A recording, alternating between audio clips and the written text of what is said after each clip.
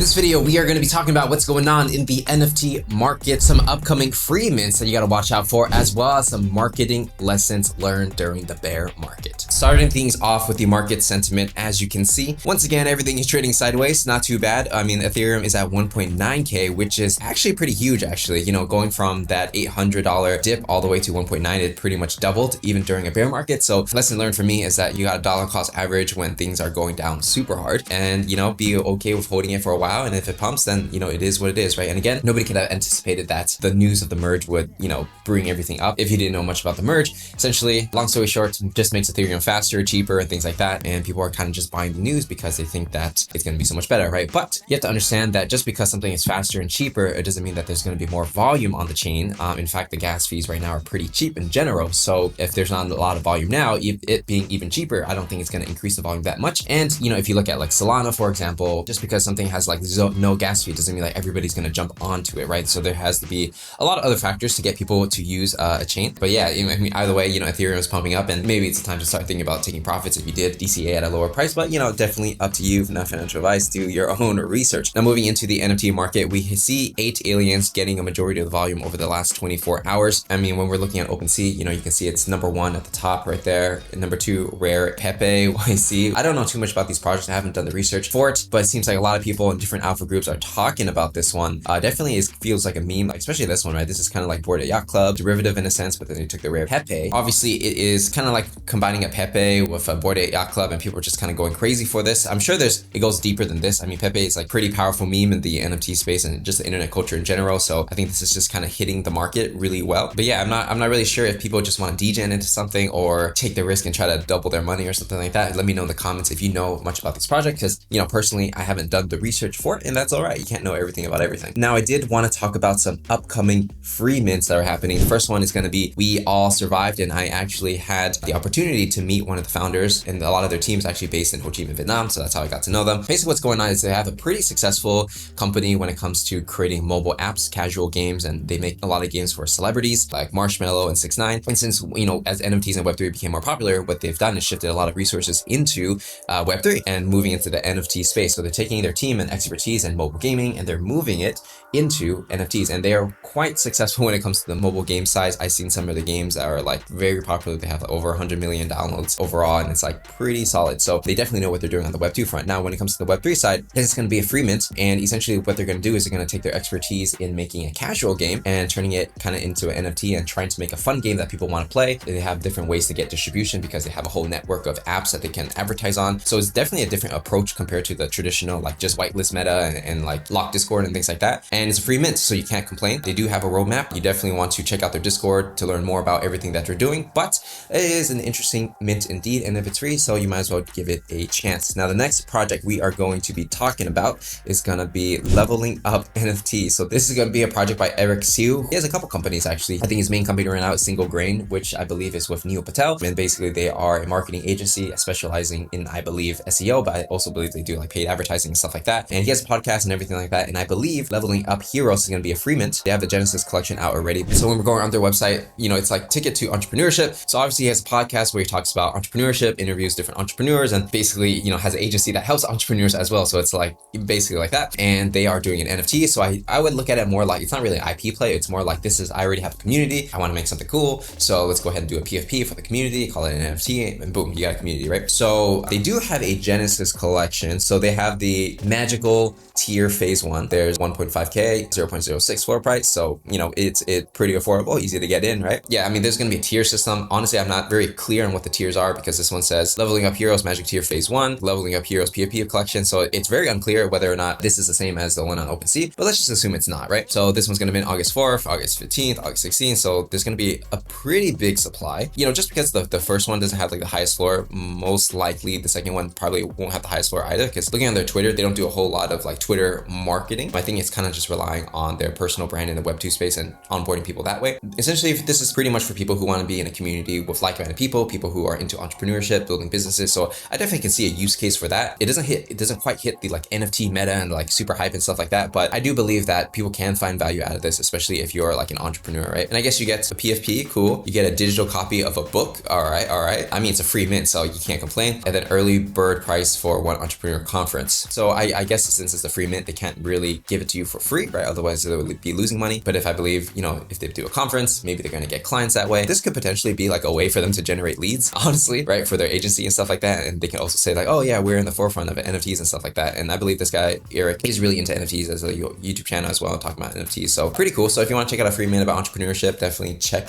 them out. It's free mint, so you cannot complain. Now I want to move into some marketing fundamentals or some lessons I've learned during the bear market that I feel that are pretty powerful for me to like kind of revisit, and also like maybe powerful for you to like kind of learn and hear this experience. I'm going to go ahead and use like some tweets, put it together, give my analysis, and you let me know what you think about it. So first one we have is over here, Danny over here, who writes these like pretty like mega threads. Like threads are like 20 tweets long, but essentially, long story short, the way he described it, and I agree with this, is that in NFTs and crypto, let's just talk about NFTs specifically, it's all about attention, right? So attention is the most valuable thing you can have. If you have a lot of attention, it's basically advertising, and you have opportunity to put a product in front of somebody and they have opportunity to buy or sell or whatever the case is, right? So a lot of times during a bear market, when there's not a lot of people coming into the space, and in fact, there might be money leaving the space. It's kind of like playing a game of poker where everybody puts their chips on the table, you trade things around, and then hopefully at the end you cash out more chips than the next guy. So in his example, he's like, all right, well, you know, if you look over the history of the past few months, people's attention shifted from like Doodles, Artifact Studios, Suzuki, Moonbirds, Other Side, Goblin Town, Meme Land, right? And so it's like the money is kind of just shifting around. So the people that, let's say, buy a Doodle for like really cheap, when the price goes high, they're going to sell it, and then they're going to look for the next thing, and then maybe it's going to be Artifact Studios, right? And that's how it goes. So you have to understand that, you know, in order to make money in a zero-sum game, somebody has to lose money, right? Especially if there's not money coming in. Although in general, when you look at the macro 10-year out, it's not really a zero-sum game because the space will probably continue to grow. But during the short term, like let's say bear cycle, it is a zero-sum game, right? It literally is a zero-sum game in terms of trading. You know, when you're building, it's different, but when you're trading, when you sell something, somebody has to buy it, right? And so you have to be very careful with that. So when you're thinking about buying and selling during a bear, you have to think like, okay, if I buy this thing, who realistically is going to buy my bag, right? That's literally what traders are thinking, especially the more experienced one, because they're thinking like, okay, well, who's going to come into the space? What Web2 money can come into the space, and who's going to buy the bag, right? It's not the most healthiest culture because it's kind of like bag holding culture, but at the same time, that's how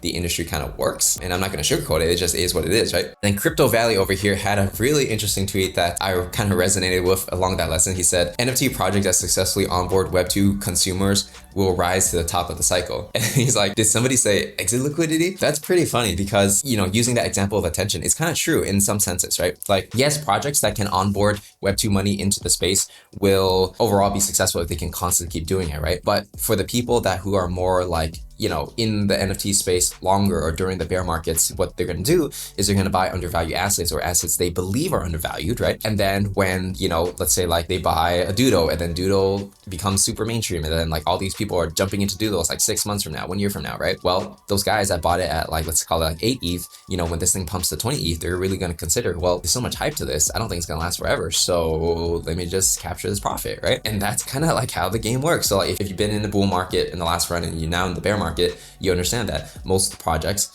are going to go down in value, and that's just how the industry works, right? So if somebody's selling them, somebody's got to be making profit. If someone's losing money, someone's got to be making profit, right? And so you have to understand like this is the mentality of the experienced traders, and a lot of people are kind of like they're emotionless about this, right? Because at the end of the day, for traders at least, everyone's just like trying to make money, and it's really like there's that we're all going to make it culture, right? But then like during a bear market, it's like where is it? And so you have to understand that the psychology behind the traders who are like winning really big, they are really thinking about like how to make money on the beginners. You want to understand the psychology behind people that sell on you, and like if you buy into something, really think about why you buy into it, who's saying you should buy into it, because all those things are very, very important. And a lot of times the people who are very experienced will team up together in some ways and create an unfair advantage. So be careful of that. All right, so now other news moving into projects. Pudgy Penguins recently introduced a toy lineup, interestingly. So if you didn't follow the news of Pudgy Penguins, essentially original founder started it, and then like they kind of sold it to another person, and then they took a bunch of money out from my understanding, and then this new management is like trying to revive the brand. So one of the first things they're doing is like doing this toy lineup. It's quite interesting because it's like the Pudgy Penguin floor is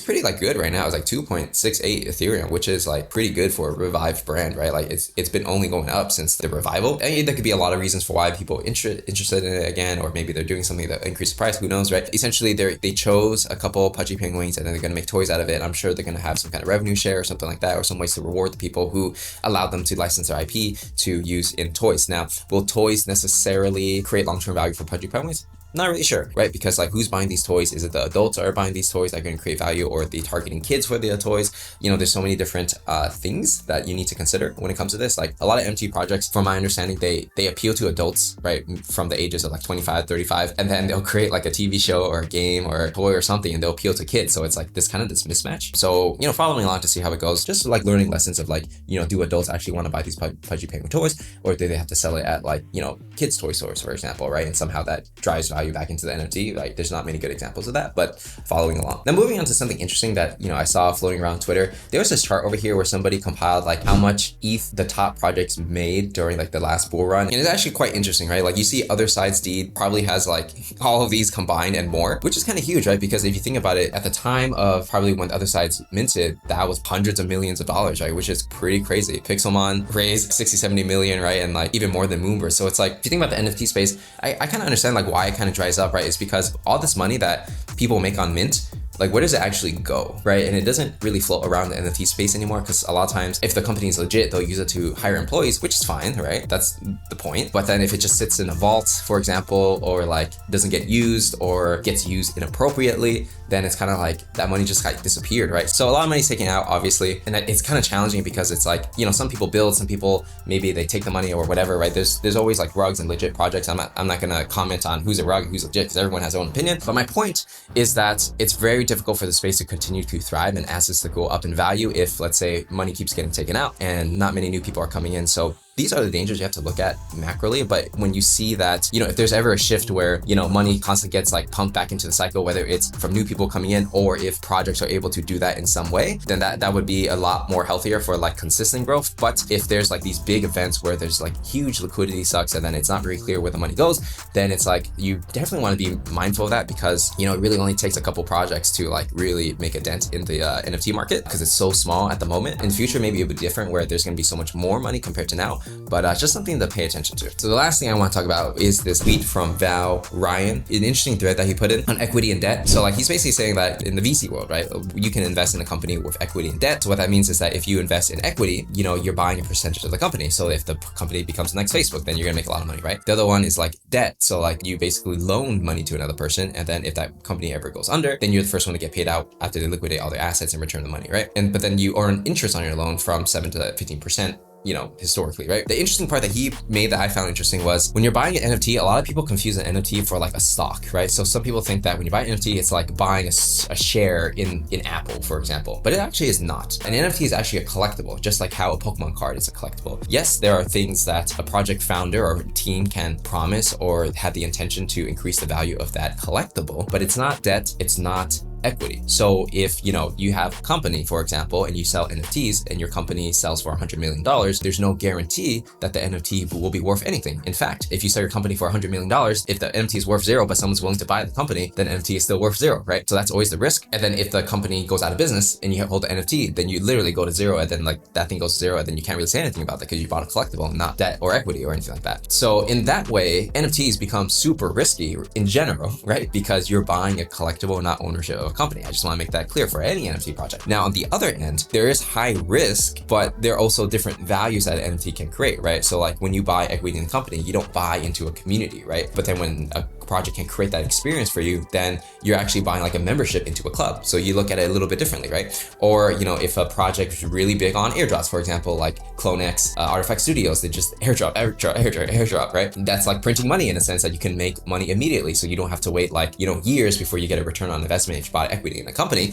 But you get these airdrops, maybe you can make money for the next 6 months and you sell everything and you make like, you get 5 extra money or whatever it is, right? So they're different type of risk. You know, the risk, yeah, it definitely can go to zero and nobody owes you anything. That's one risk. But the other end is like if the project does well and you bought into a good one and then they're able to increase the value and it's just so ridiculous that there's so much retail money coming in, then you can make a lot of money really fast. So it's one of those high risk, high rewards kind of thing. But I think it's very important to understand and important that I kind of say that because this is an NFT channel and I want people to be educated on like what an NFT actually is and not conflating it or confusing it with shares in a stock, right? And if any company kind of tells you it's a share in a stock, I think that's quite misleading, right? Because it makes you feel like you have ownership of the company when in fact you actually don't. So keep that in mind. Understand you're buying a digital collectible. It can go up in value, it can go down in value, it can make you a lot of money, it can lose you a lot of money, but just understand what that is and don't confuse it for equity or debt. And so with that said, that's everything we got to cover for this video. Let me know in the comments if you enjoyed more of that marketing angle, not just project updates and news, but just fundamentally how to think about the NFT space. Because if you like it, I'll do more videos like that. With that said, my name is Patrick Dang, and I will see you in the next one.